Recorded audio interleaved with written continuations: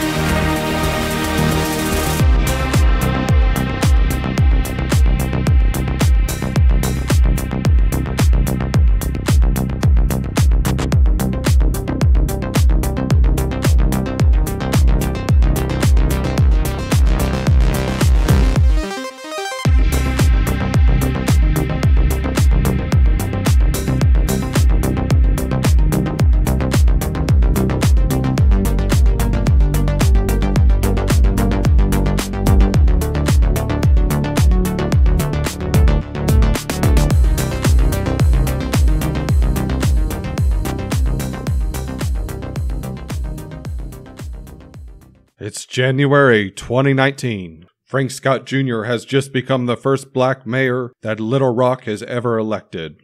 It's good to see every race, every culture, every faith, every sexual orientation, every gender identity, because this is all about unifying our city.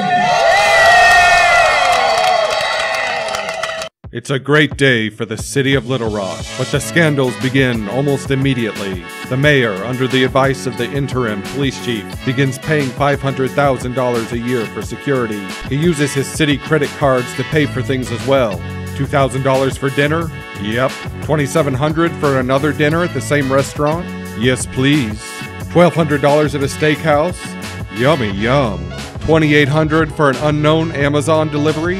I don't see why not.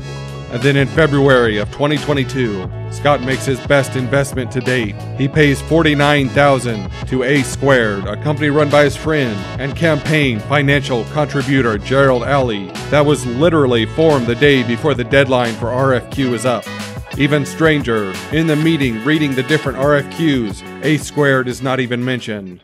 I'll repeat those again. That's Renaissance Roofing, Urban Design Associates, Tunnel Spangler and Associates, Design Workshop, Spicer to Road Architecture. Does anybody need any of those repeated? And what did they do to earn the $49,000? 23 slides of a PowerPoint draft. The draft watermark hasn't even been removed on some of the slides. Now there is a number that we need to remember. $50,000 is the limit of expenditures before they must then be reviewed by the Little Rock City Board. So in the case of A Squared, because it came under the limit, the City Board didn't review the expense. Now, back to LITFest. We have a new player, Think Rubix. In 2021, they do a campaign in Little Rock for the Little Rock School District to help pass a vote for $300 million for the district. The vote succeeds. Just a few months later, on January 26th, Mayor Frank Scott Jr. says his Chief of Staff, Charles Blake, is resigning and will be leaving office on the 31st. On the resignation letter, it says that Blake turned in his resignation on the 28th, so Blake actually resigns 2 days after the mayor says he is resigning. Now, does that matter? Probably not. But on February 1st, Blake begins his new job at Think Rubix. What's up, Arkansas? I am Daz of the Emmy-nominated rock and soul band Daz and Bree. Come rock out with us for LITFest, Friday, October 7th, right here at Charlie's Good Time at 10:30 p.m. On February 9th, another deadline comes for RFQs, this time for putting on LITFest, the celebration of Little Rock. According to the City of Little Rock, Think Rubix is the only company to submit a bid. On February 17th, they award the contract to Think Rubix. On the contract, it states that the company must abide by the laws of Arkansas, but there is a problem. Think Rubix is not even registered to work in Arkansas. On the RFQ, it specifically states that the company must already have or be able to obtain licenses for both Arkansas and for the City of Little Rock. Also on the contract, we see that the payments will not exceed $45,000, which will be made in three $15,000 payments as the contract progresses.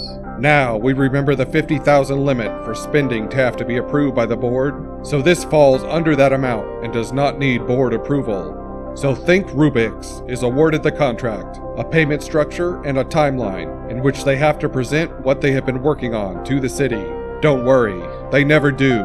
Though the City of Little Rock does make two payments to Think Rubix, equaling the agreed upon $30,000, with $15,000 more to be paid 30 days after completion of the contract. Think Rubix was also required to have insurance for the event. Don't worry about it, they didn't. There is no documentation that proves that they employed any insurance company for the festival. Little Rock, Arkansas, and surrounding areas. I am Nick Harris from the one and only Synergy Band, and you don't want to miss Friday, October 7th, 10 o'clock. We will be representing LITFest right here at Cannibal and Craft, free of charge. So come out, have a good time, and come party with us. Can't wait to see you. It couldn't get any stranger, could it? Of course it can. Meet Atwan Phillips. Atwan is City Director of Little Rock. He is helping plan LITFest. He is marked on the agenda for a meeting on July 6th between City Hall, including Kendra Pruitt, the new Chief of Staff for the Mayor, and members of Think Rubix. He also was involved in the meeting on July 8th. Let's see what happens. You're raising some points here, and I don't want to be respectful and mindful of time, but no, please go ahead. We can bookmark this for additional dialogue. So it's not, there's no pressure to answer this now, but in part because our requirements gathering is going to help us get clear, crystal clear about the needs, the gaps, and to clarify the scope. But it sounds a little bit like some donor relationship work that will be done that we'll hold, as well as potential or prospective fundraising. Obviously, the lion's share of it would be with the city, but it seems like some of the blocking and tackling that we may support with. So to that end, as I understand it, this is a negotiation. Should the scope become a bit more dense in terms of deliverables, what room is there for additional resources to ensure we can afford that time? Because y'all know Derwin is expensive. So he is that, and worth every penny. I'll be honest with you, Tristan. I think if we go above 50 for within this contract, and Casey, please help me understand, that would trigger a need to go before the board, unless it's a different contract, different, to separate it from this particular contract. It would otherwise be an aggregate, which would trigger the need to go before the board of directors. Is that accurate? Our procurement professional. Okay. And so that is, that it becomes political at that point, and that would just be something that we would have to deal with there. I think it's possible to leverage some sponsorship dollars for additional work as necessary, because that wouldn't be city money and therefore wouldn't require that political step, if you will. But that's kind of me just keeping it as honest with you as I can. That would be the necessary steps that we'd have to take from a procurement standpoint. And I don't know that we want to go before the board on what they would maybe deem us throwing a party. No, I understand. What you just shared is where my mind was going, is that there would other revenue streams could support the additional work. So we would, I think, need to bifurcate so that the work the city is paying for is very clear and it's clear cut, and then any additional tasks that would need to be covered would need to be resourced from other revenue streams. So that's exactly what I needed to hear, Kendra. I appreciate you. In case you didn't catch that, during the meeting they discussed how to circumvent the City of Little Rock board and pay Think Rubix more through the sponsorships. Think Rubix later responds with an email telling them not only is the money raised with sponsorships going to go through their subsidiary nonprofit, Foundation for Social Impact, but they are going to keep 10% of it. I may not even need to say, but the Foundation for Social Impact is not a registered nonprofit in Arkansas, and the contract between the City of Little Rock and Think Rubix says nothing about it. All sponsorship funds are supposed to be used for the festival and the rest given to the City of Little Rock. On September 16th, in a response to a Freedom of Information request, an email is sent to Think Rubix legal team. And who responds? Atwan Phillips. You see, Atwan is also a lawyer for Phillips and Wright, Lindsay and Jennings, and Think Rubix is their client. So not only is he involved in planning for LITFest and contract editing for LITFest, but he is representing the company that is putting it on. He also represented them in the past. On January 4th, 2021, Atwan Phillips represented Think Rubix in Arkansas. The case eventually settled in California, and after the ruling, he filed an appeal on behalf of Think Rubix. By the way, for the Freedom of Information Act request, the city was sued by the reporter, lost, and had to openly admit that they had broken the law by withholding documents surrounding LITFest, and had to turn them over and had to pay $8,000 in legal fees. So the festival draws near.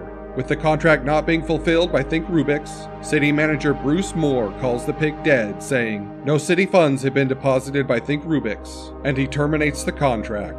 Well, after weeks of uncertainty, tonight we have an answer. LITFest is canceled. Thanks for joining us tonight. I'm Faith Witter. And I'm Rolly Hoyt. Plans for the weekend festival set to feature music, technology, food, and culture fell apart this week before it even began.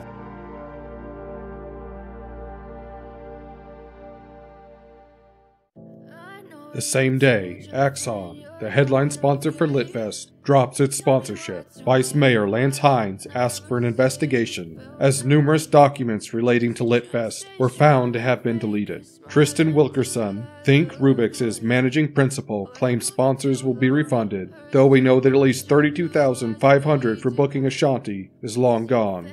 As of October 17th, a local news channel places a Freedom of Information Act request for information about the sponsorship funds, and are told that there have been no funds returned and no update on them. On October 18th, City Manager Bruce Moore gets a phone call from the Arkansas Legislative Audit, instructing him to ensure that no documents relating to LITFest are destroyed.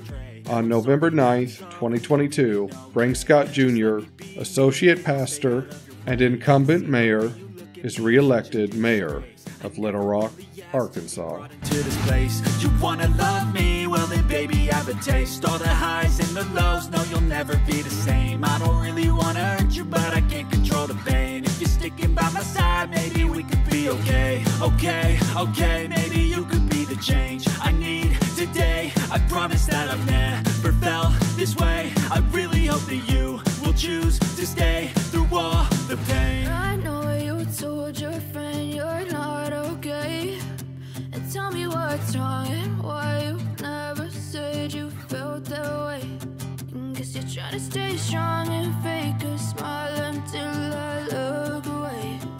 But I've known you too long, it hurts to watch your blue eyes fade to gray as you fade away.